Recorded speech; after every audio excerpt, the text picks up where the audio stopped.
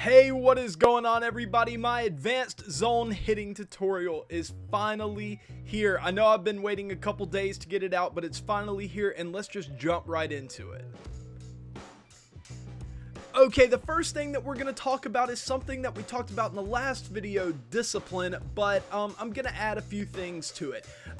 Last time I talked about not taking, not being worried about taking bad strikes and to look for your pitch and to take walks whenever you get them, but a lot of people seem to have trouble just getting that through their head. So one method that I've got to credit Movie Gaming and Cardinal Bird for kind of coming up with this a few years ago, but one method that I found that if you've really been struggling with plate discipline, even if you're an advanced zone hitter, even if you're really good at it, but you find yourself getting out of sorts with discipline, you're swinging it too much, this is a really good method to help you out.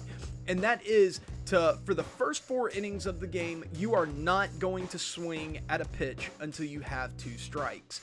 Just do this for a couple of games until you really start to figure out reading the pitches and seeing where the balls are going, because sometimes you just get out of sorts, you lose focus. So you just focus, so you just 100% commit yourself to not swinging until you have 2 strikes. And I promise you, I know that sounds crazy, but it's really going to frustrate your opponent. Your opponent is going to be like, man, I don't know what to throw this guy to get him to swing at bad pitches. You're going to take some walks.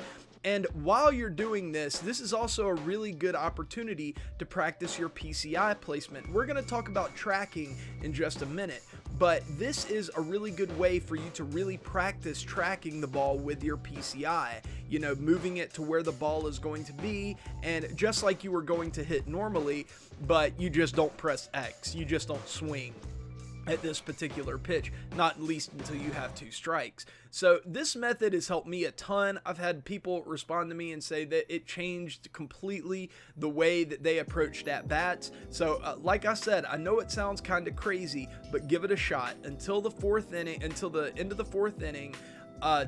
Do not swing until you take 2 strikes, and I promise you, eventually it will make you a much better hitter. Okay, and now we're going to get to the thing that everyone has a lot of trouble with, but it's the thing that is the most important in zone when it comes to zone hitting, and that is tracking pitches. Now, what tracking pitches means, basically it just means taking your PCI, using it to follow the path of the ball until the contact point whenever you're going to swing. So a lot of people, there aren't any tips that I can give you that are just going to all of a sudden make you better at it. There is no quick fix.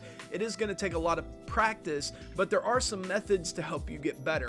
One is to move your PCI before the pitch is thrown to where the release point of the pitcher is going to be. So follow the pitcher's release point, kind of catch the ball metaphorically catch the ball out of the pitcher's hand, follow it to the contact point, and then literally catch the ball with your bat and hit it. And just practice that as many times as you can in BP or whatever.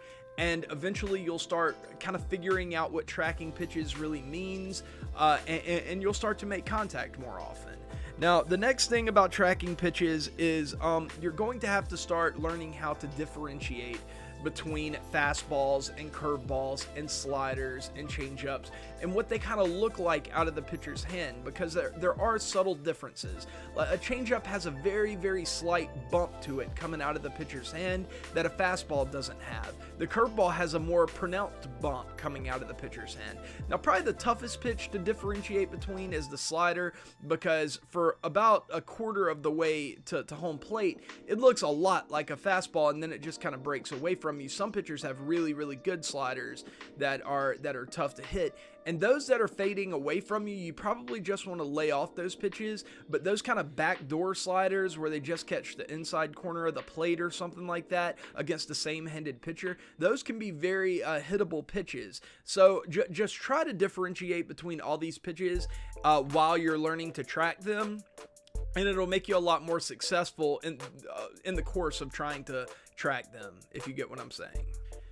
The next thing kind of ties into tracking pitches and the tip that I gave about starting it at the pitcher's release point, and that is, I've had a ton of people ask me, where do I start my PCI? Why do I start my PCI there?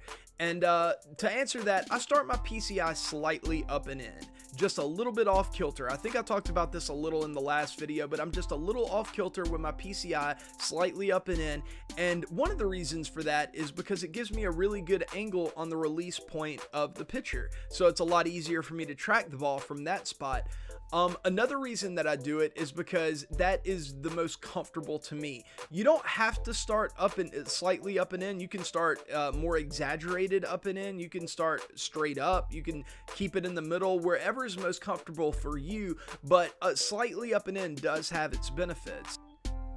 Also, another thing that people ask me is before an at-bat, why do I wiggle my PCI around and kind of move it around the entire zone? That's just me loosening up my thumb so that my thumb is agile and quick on, on the upcoming pitch. It's probably unnecessary. It's probably kind of a habit, but I do think that it does kind of give me a little more dexterity when moving my PCI than it would if I was just coming from a standstill. It's kind of like taking prep steps in baseball. If you're just at a standstill, you're not going to have the agility or that you normally would have. But if you take a couple prep steps and get in your position, then you're going to be a lot more athletic. You're going to be able to get to the ball. That's kind of the same concept with me wiggling my PCI around.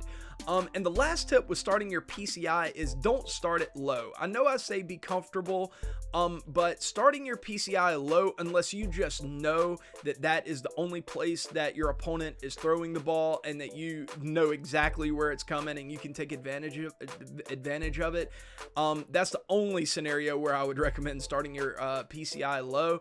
Otherwise, start it above the midpoint, the meridian of the strike zone, or at the meridian, because if you start it low, just from a ergonomic standpoint, it's a lot harder to move from low in the zone to up in the zone.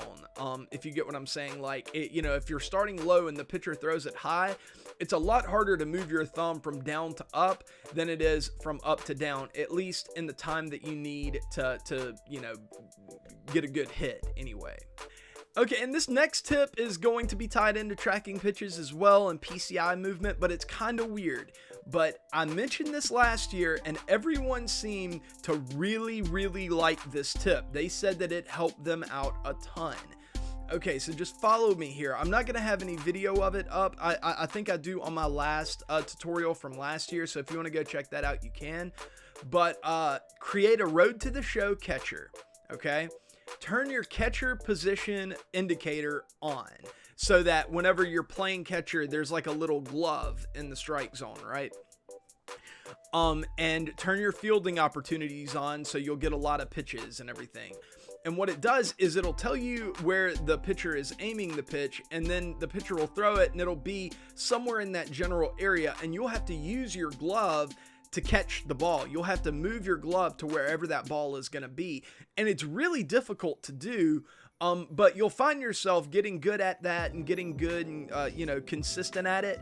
And what that'll really help you do is that'll really help you with controlling the PCI within the strike zone. A lot of problems that people have is they pull down on pitches or they overcommit their PCI and, things like that. But if you take this tip and you make a road to the show catcher with a catcher position indicator on, with the glove there, you'll get really, really good at controlling your PCI within the strike zone so that you can move it anywhere you want comfortably and you'll be able to punish pitches that are in that zone. So yeah, I cannot recommend that tip enough. I thought it was kind of weird when I suggested it last year, but for some reason it helped me, and then it turns out that it helped everybody else too. So seriously, take this tip seriously and go and do that. Even if it's only for like an hour, do that and then go and play in a ranked seasons game or something and tell me that it doesn't help you. I promise you it will. Okay, and finally, we're going to talk about some conceptual things within zone hitting. The things that once you have all the mechanics and everything down, these are just the things that you need to think about. First of all, it is always better to be early than to be late. If you're early, that means that you're seeing the ball well. You're getting around on it. The pitcher isn't going to blow any fastballs by you, and it's just showing you that you're seeing the ball better. Even if you're not getting as many hits as you would have if you were like late or something, it's telling you that you're a better zone hitter than you were the day before if you start being early and your PCI is accurate. So try to be early, and you know, if you're early and you're not getting many hits, you know that the only thing that you have to tune is your timing, and you just have to slow yourself down a little bit. And I promise it's a lot harder to slow yourself down than it is to speed yourself up. Speeding yourself up is very, very tough, but slowing yourself down is something that's very doable quickly, if you get what I'm saying.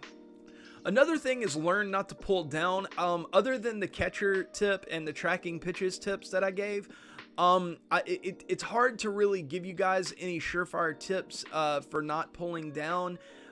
It's really just a matter of practice, you know, repetition. And that leads me to another point. Get with a friend and go play friendlies against them.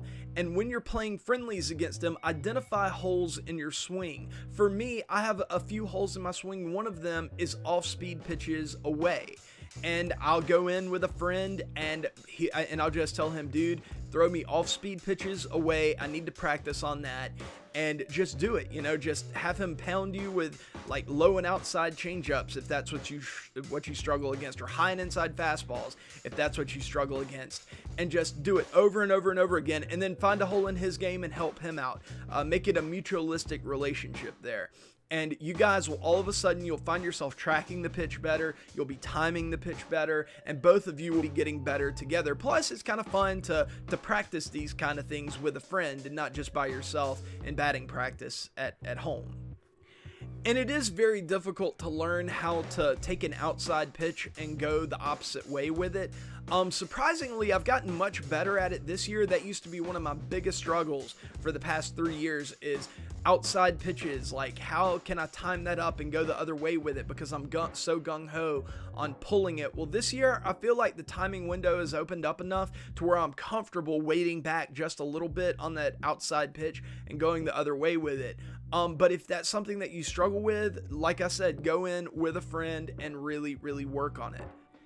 Guys, that is going to do it for this video. I hope that it helped you out. I am open to making a 4th zone hitting tutorial where I just answer questions, or maybe I can do it in a stream or something like that, where you guys can ask me any questions that you need. And I can answer them for you, and hopefully I can make you better that way. So if you would rather me do a stream, or you would rather ask questions in the comments or whatever, just let me know and I will try to get that done for you. Now, what is going to be coming up? I have a pitching tutorial coming up, a analog pitching tutorial. I have a fielding tutorial. I have a base running tutorial. I may have another market tutorial, because I've noticed some things on the market that's a little different that maybe you could exploit.